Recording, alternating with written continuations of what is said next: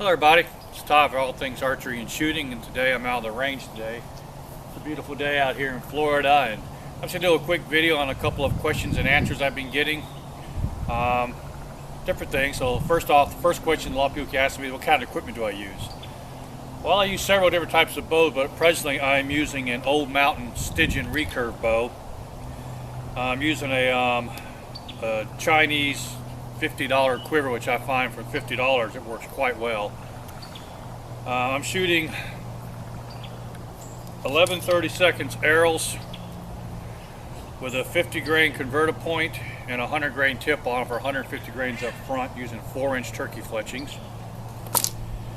The bow, again, as I said, is an Old Mountain Stygian recurve bow. It's a 50-pound draw weight. I have a 29-inch draw, so this is pulling at 52 inches at my draw length.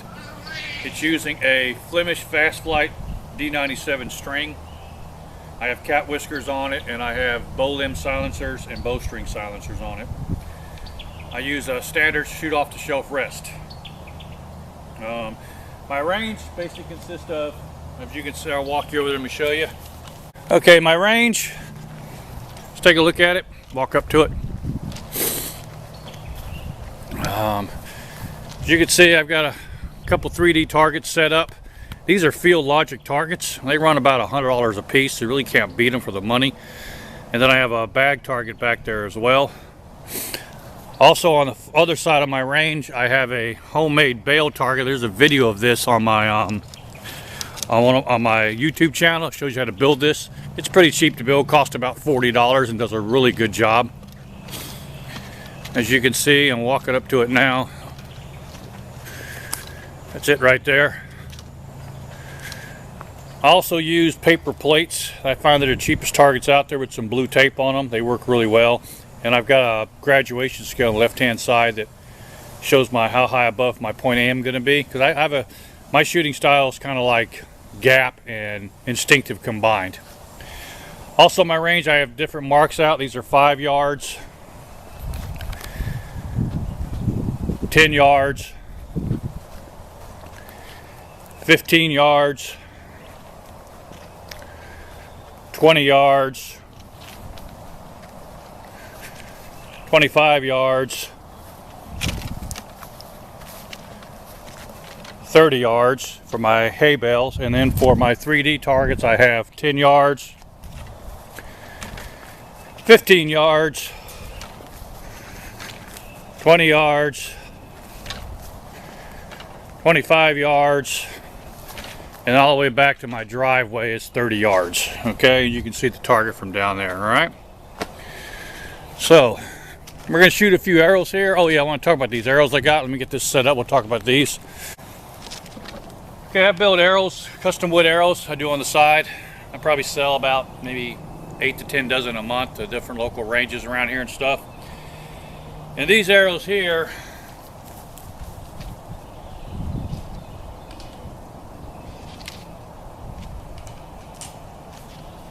call them, let's take a look at these real quick. These arrows here, you can see the finish is not so well on them. These were cedar shafts. This goes where you always got to keep track of your stain. Don't use old stain. The stain I used on this is the exact same stain I used on this shaft. See how pretty that is, how nice that came out? Alright, the exact same arrow, same 11/32, same everything, okay? I went ahead and just started building these, and then as you can see, the stain from being old and did not adhere to the wood well. So I was building these for a customer, but I'm going to keep these for myself because I really can't sell something like this. But base is 11/32 arrow, 30 inches long. It's got 4-inch turkey feathers on it with fluorescent orange cresting and a fluorescent knock point on it. I also mark all of my weight on my arrows. That's the weight before the point, so it's 437 grains just the shaft.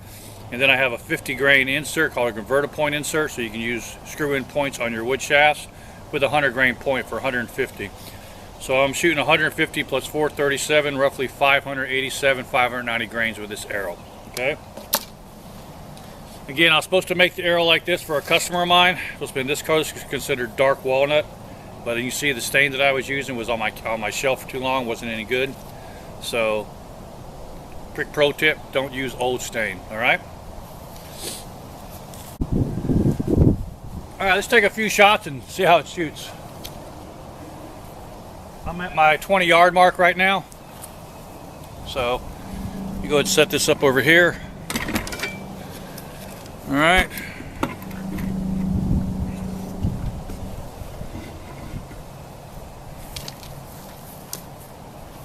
And I'm at my 20-yard mark. I'm shooting down there for my my hogs. Here we go.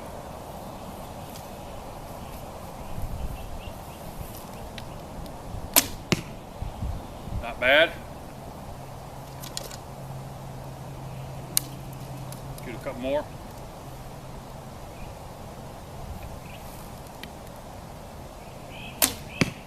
Okay. Again. That was a little bit low. Let's try this other one.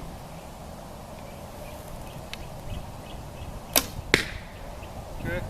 Alright. Okay, let's take a walk down there and see how we did.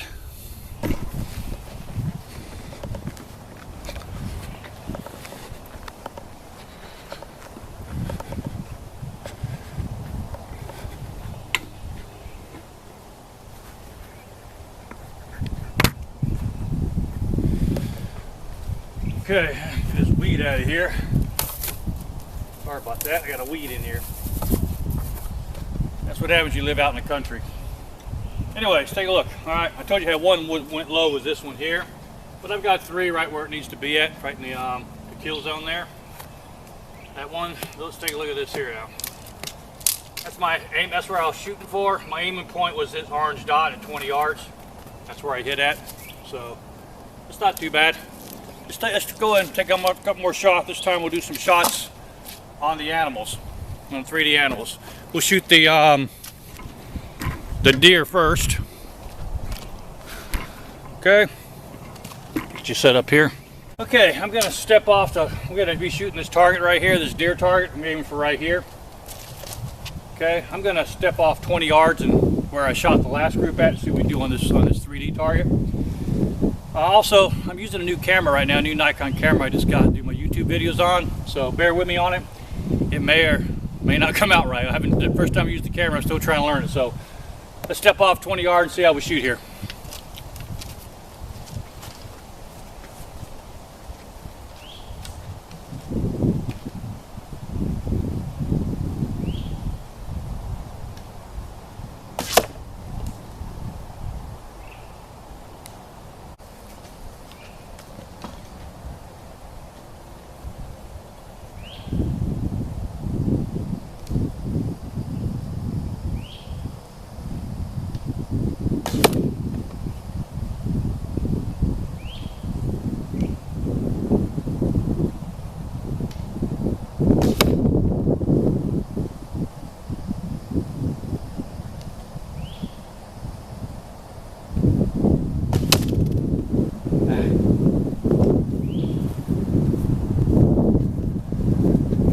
Alright,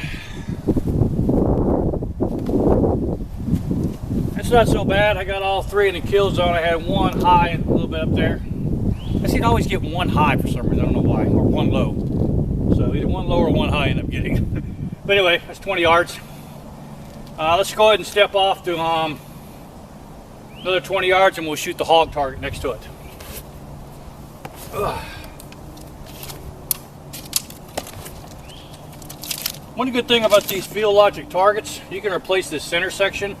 I've had this for over a year now and I've shot hundreds and hundreds of rounds through it. And I've replaced this once.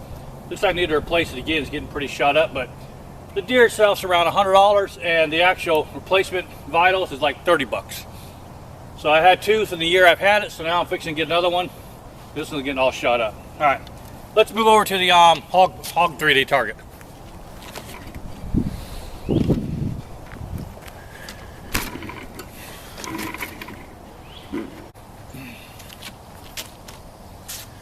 Okay, here's the Field Logic 3D hog.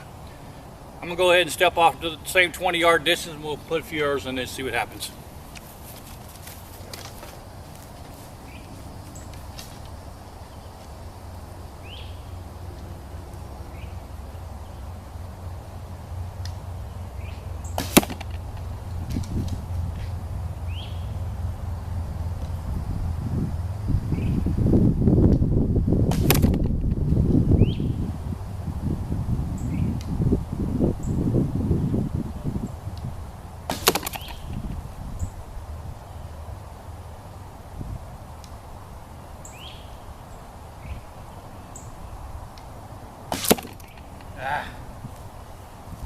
Yeah, never fails.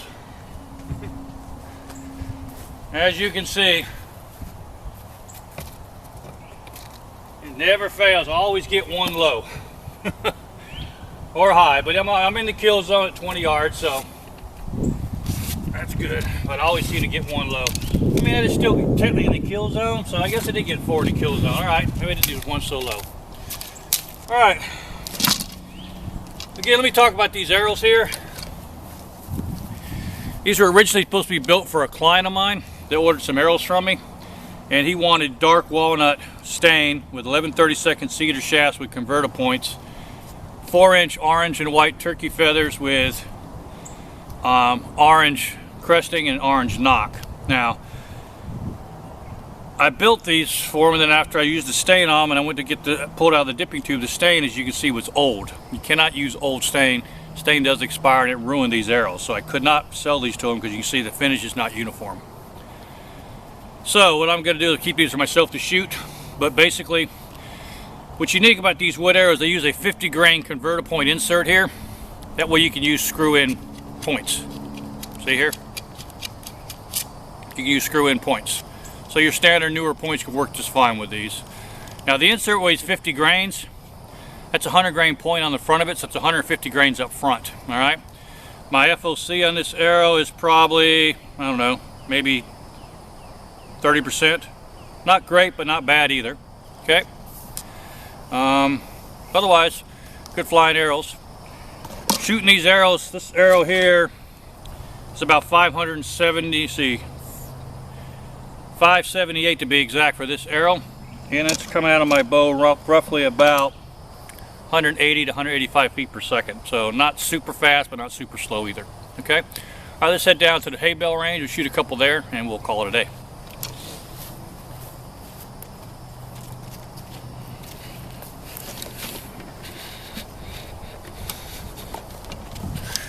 Okay, we're walking down my hay bale range now. I built this, as you can also find this on my YouTube channel. How to build it. I like this hay bale. I use it for sighting in my bows and just different shooting different things. So it's a pretty good setup. So, alrighty, let's set this up here. Okay.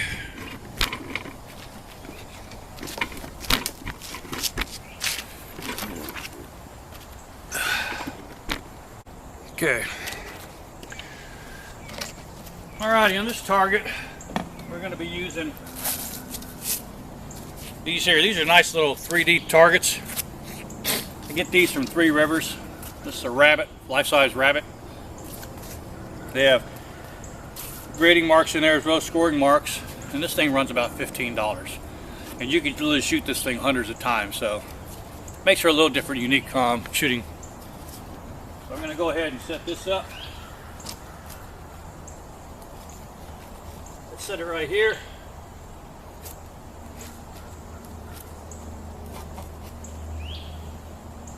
Maybe we'll stay in the hay bale. There we go. Okay. All right, I'm going to step off 20 yards and shoot this right here.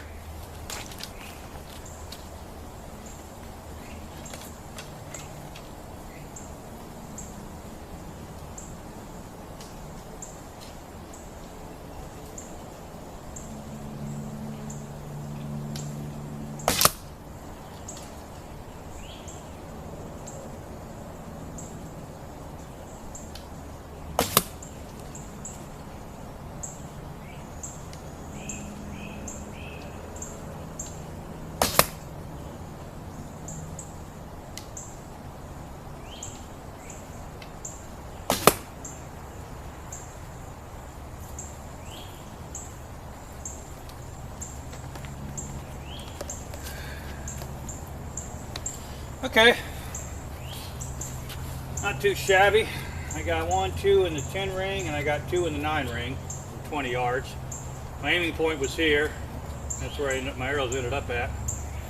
So these are fun targets. They're easy to shoot. They make training a little bit more realistic. Also, by the way, I don't mention stuff. I've been shooting with a tab for years now, so I use a tab. I just like a tab the way it feels and shoots better in my bow. All right, well, let's see what else. Oh yeah, someone asked me how long I've been shooting. Well, I've been shooting compounds for a lot of years. I mean, a lot of years. Probably since the early 80s.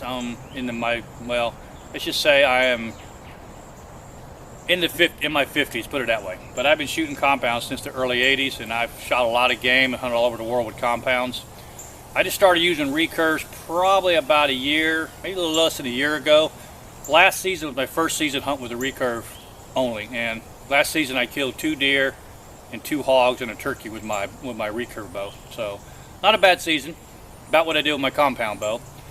I haven't hunted with a gun in several years, so not that I don't like guns. I actually love guns. I do a lot of shooting on guns. You can see on my other videos on my channel here.